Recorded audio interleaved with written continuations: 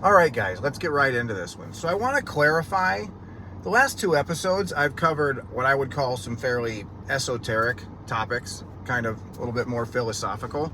And so I got some questions on that, and I wanted to clarify what I meant on both of them. So let's go back to 2 weeks ago to the topic of free will and why I believe we have free will and why it's important to me that I do believe that. So one, I think, and this is something that can be debated both from a theological perspective, if there's a God or not, and then just from a deterministic perspective, even in just an evolutionary mindset. But I think you can know something is true even if you can't explain it. Let me give you an example. Let's say we brought a caveman from Paleolithic days forward and threw him on an airplane. And let's say it was one of those airplanes where you can open the back gate that people jump out of, skydiver jump out of planes with. And we fly him up into the sky. This poor caveman comes back, time travels up here, we throw him in a plane and fly him up into the sky. There's no way he can explain what is happening. There's no way that caveman can understand I'm in this metal thing, this metal tube with wings on it, up way up in the sky, and I know if I jump out of the back of this thing, I'm gonna fall to my death out of there. It's very real. He knows what everything going on around him is really happening, but there's no way he could explain it. So the caveman could either say, even though I'm in this situation, this is not happening at all. This is just isn't happening right now. Or it is happening and I can't explain it. And that's why I think with free will, when I say I know I have choice, I may not always be able to explain it eloquently, but I do know I have choice. And I think all of you guys know this too, if you think about it that way. And the reason I want to have choice is because I want things to be my responsibility. I want things to be my fault. Because that is the best way to control your own destiny. I very much believe we do control our own destiny in a lot of ways. We are not all powerful, but we are all plenty capable in life. And let me tell you guys, if you guys know me, I want to have the capability within myself. And I come from very humble beginnings. I did not have a lot of things set in my favor. I'm still very fortunate. I had parents that loved me, that tried their best. But I did not have a lot of things set up to be successful in life. And here I am at the age of 51, and I have carved out of life a life with purpose and meaning, with a partner that I love. And Janelle and I were just talking about this the other day, but being on the same track together and being in a life that provides so much meaning for us. And I had a lot of things set against me to ever get to this point. And I know certain points along the way where I made deliberate choices. I think it was around age 30 when I decided to take my life in a different direction. When I decided I do believe that I have the capability to make a life with purpose and meaning. And I totally changed the direction of my life. I went from having a good amount of money, being very well off, to living in a friend's basement and being broke, and totally took my life in a different direction. And throughout that path, it has not been a straight line from point A to point B. I have put a lot of effort into a lot of dead ends and a lot of sidetracks. I have made a lot of mistakes. But around that point, I don't think I could have said it as clearly and as succinctly as I'm saying it to you right now. But it was at that age that I determined I don't like, as much as I have my finances covered and I am secure in that way, I don't like where my life is going. And I decided to change it. And I made a lot of choices along the way that I know are not the kind of choices I would have made in my 20s, that are not the kind of choices I believe my parents would have made, that I saw them make when I was a child. And it's gotten me to a point here where, yeah, with a life with purpose and meaning, I don't have a lot. Janelle and I don't have a lot, but we do have a life that I'm incredibly grateful for. And I believe that because I decided I do have the capability and the power, and things are my fault. If it doesn't go this way, it's not because I was victimized. It's not because I didn't have enough things set up for me.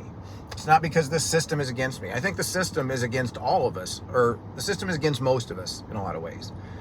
And even those that are given more, if you haven't accomplished much on your own, and I think we all see those kind of people that have been given a lot but haven't accomplished much on their own, there's not a lot of happiness and satisfaction that comes from that. Happiness and satisfaction and peace of mind come from working on yourself to become capable and then doing stuff. So that is a very long-winded way of explaining why I so much believe in having free will and having things be our choice, because I want it to be our fault. I want us to have the capability to change things, and I think we do. So that's kind of tying a bow around that topic from 2 weeks ago. And then last week when I was talking about doing workouts for fun, and I thought about it, and I was talking with a couple people at the gym. I think you understood what I was saying, but I think I can clarify a little bit more on, that's not to say when I do a CrossFit competition, I'm not having fun. I am having fun. But I think you guys get it in the same way it's fun, in the same way like today's really hard workout in the gym is fun. It's fun to apply yourself to something, know you gave it full effort, and know you put all of yourself into that. So when I hear this phrase, if I was to say the phrase, I'm just doing this for fun, it means I'm doing it somewhat flippantly. It means I don't care. It means I'm not trying. And I think when you do a CrossFit competition, you have to try hard to do it right. And I think that is where the real fun comes from. I think you guys know that it is fun to do a really hard CrossFit workout where I am miserable for a little while physically, but I know I accomplished about as much as my body was capable of accomplishing that day. There is satisfaction and a deeper fun that comes from that. I think much more satisfying than just doing something flippantly and not trying. And so that was not to say that I'm not having fun when I do CrossFit competitions. I find them incredibly satisfying, especially if I know I gave it my full effort, regardless of whether I win or not. We all know it's more fun to win, and it was fun when I did win, but I haven't won every competition I've done in anything. But I will say if I know I gave it my best effort, I go home feeling pretty good that day. So that is to kind of clarify what I was talking about last week.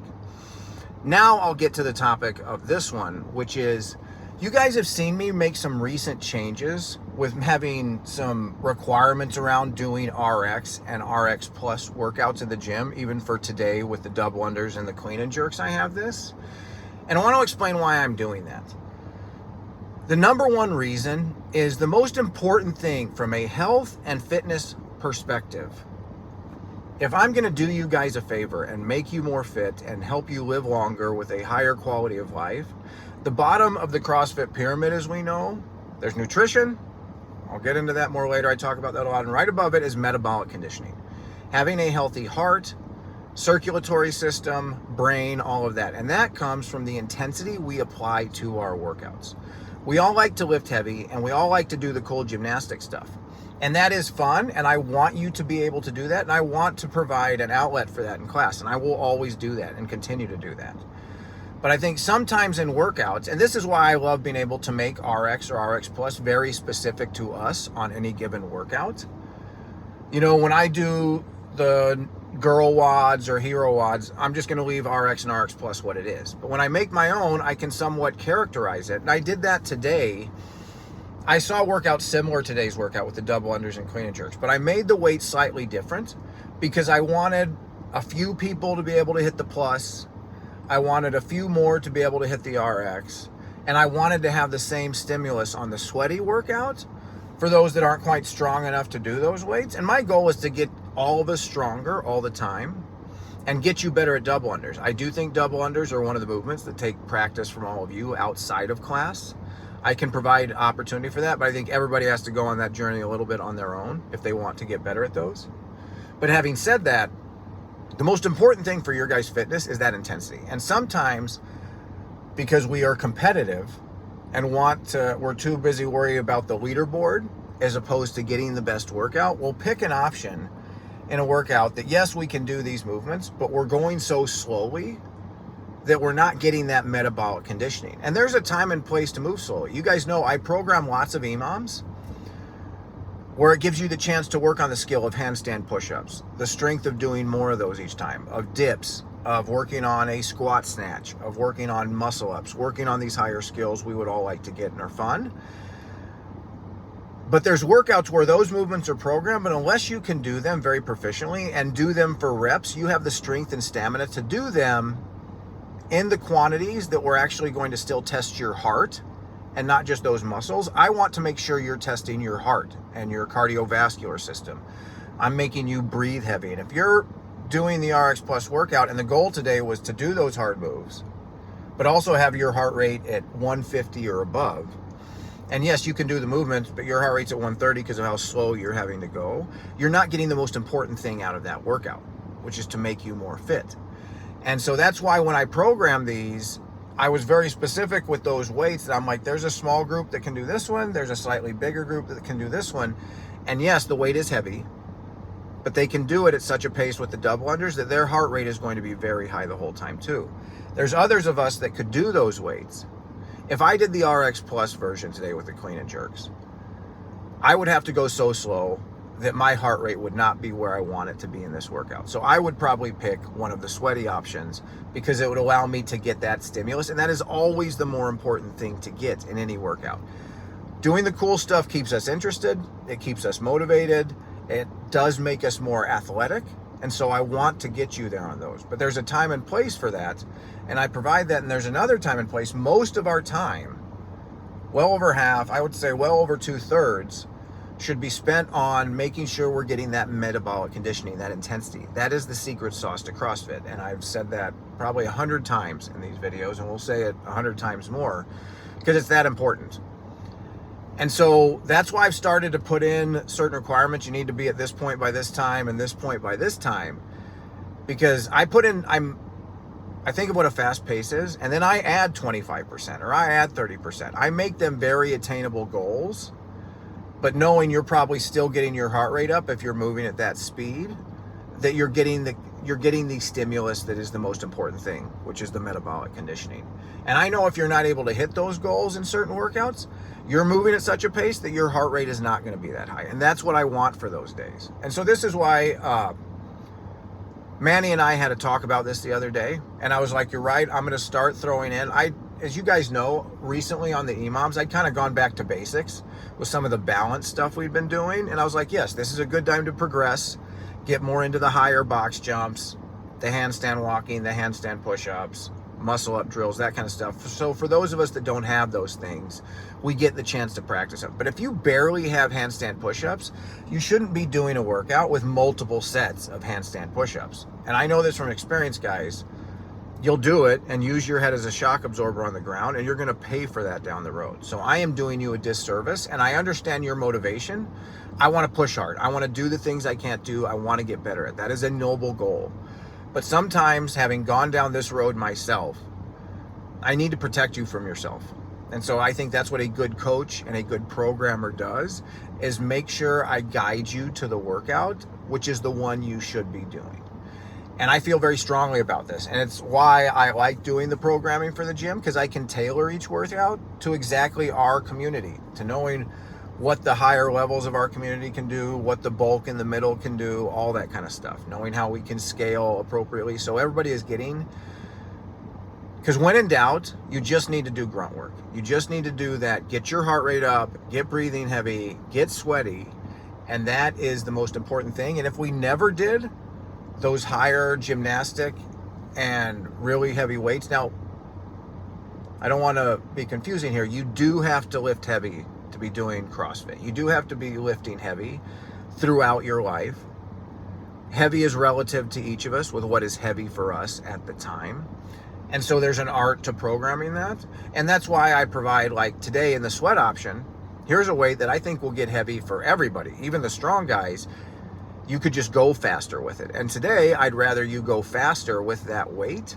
That is more the purpose of the workout than going slower with a heavy weight you can barely touch. And then on Monday, and as you guys go forward, we'll have plenty of strength days where the heart rate is not the issue. It is just how much you can lift. And we use those days to get stronger. So then we can use heavier weights at a faster pace in our normal Metcon. That is, again, always the basis of what we do. And so that's why I've been putting those rules in, why I will continue to do that going forward, and why I was really glad Manny came to talk to me about it so I could explain it to him. And after that, I thought about it for a while, and I was like, I just want to talk to everybody that cares about this and wants to listen, so you understand where I'm going with putting those requirements. The most important thing is intensity. It is having a high heart rate and having your whole body trying to pump as much blood as it can to your working muscles and get the waste products out.